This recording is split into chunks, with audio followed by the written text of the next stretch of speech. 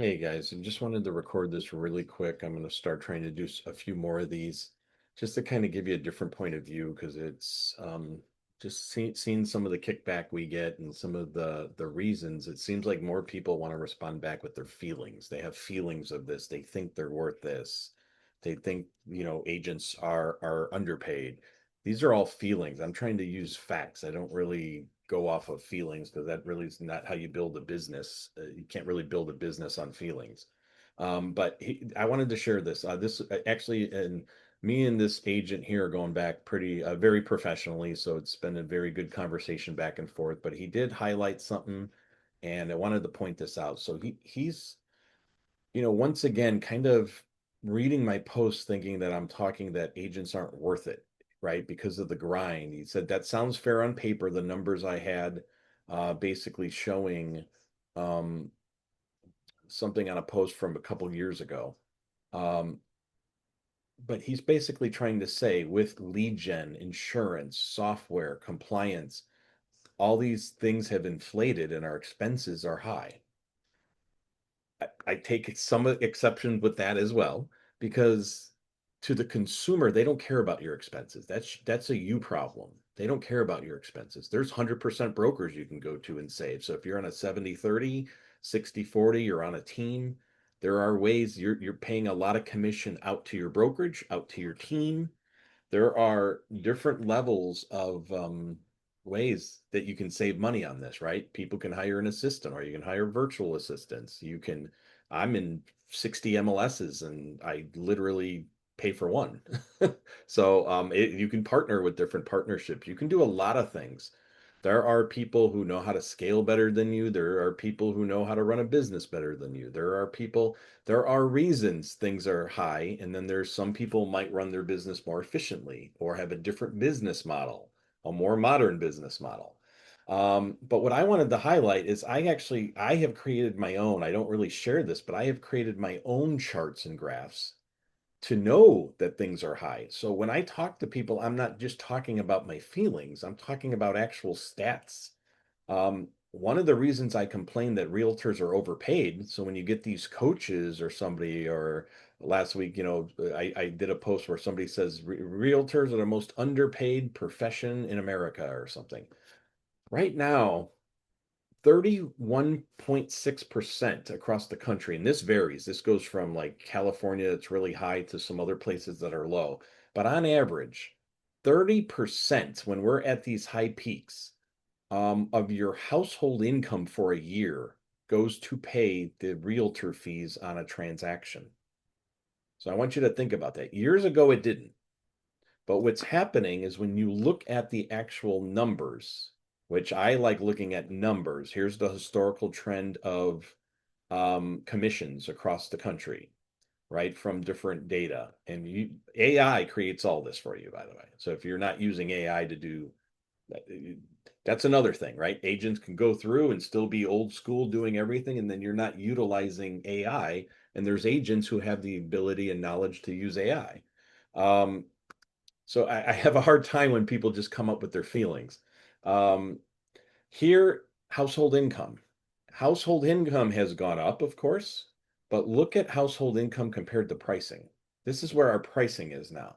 So when I tell you, when we're looking at 2020 to here, and household income hasn't gone dramatically up in that time frame, but here it's gone up tremendously. And we have an industry that charges on a percent basis, not a flat fee, not, we have kept the consumer stuck at this 2.5%, 3% crap.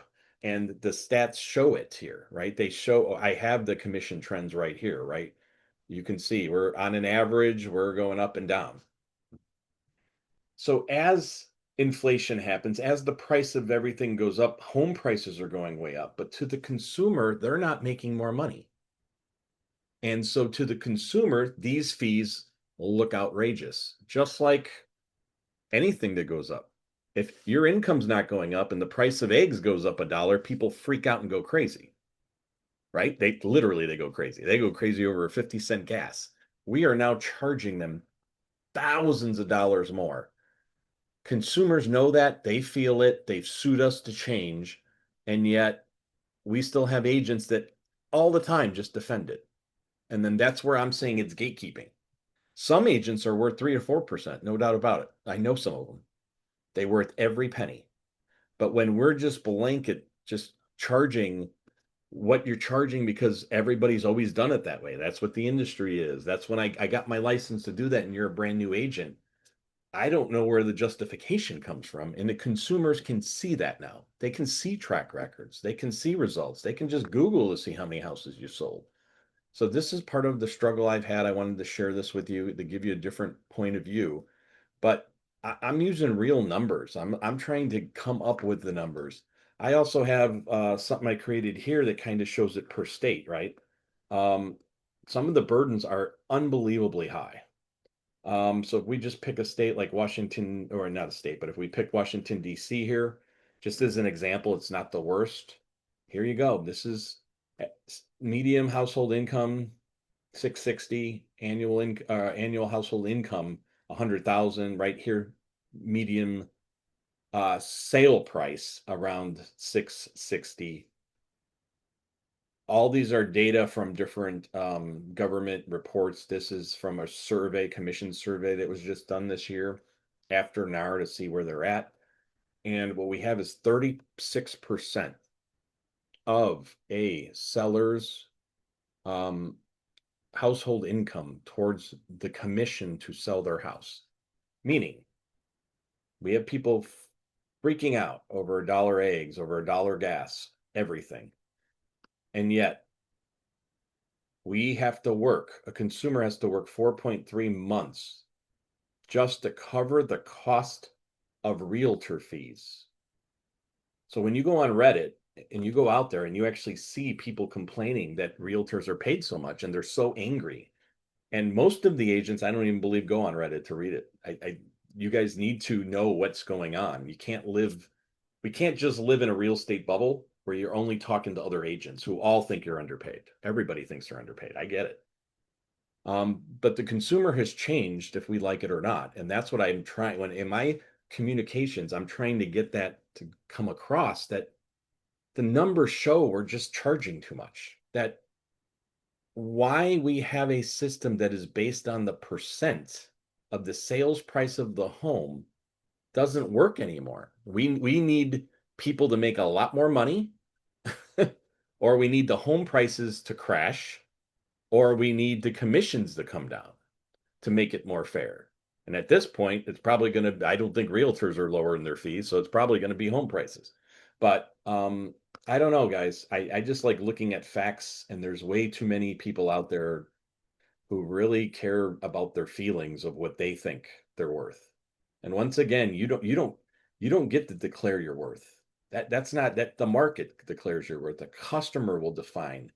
Because if you're out there and you got a huge ego, you might think you're worth 10%. It doesn't matter what you're worth. They'll never get paid it.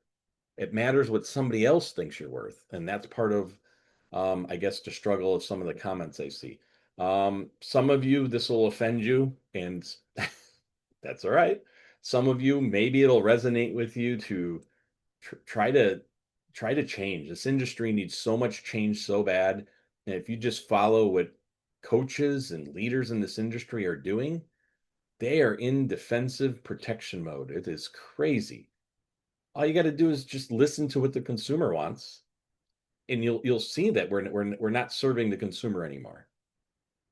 And I'm not saying agents are going away. I'm just saying they have changed and we have not. And to me, it's pretty clear. But anyway, we'll talk to you guys later.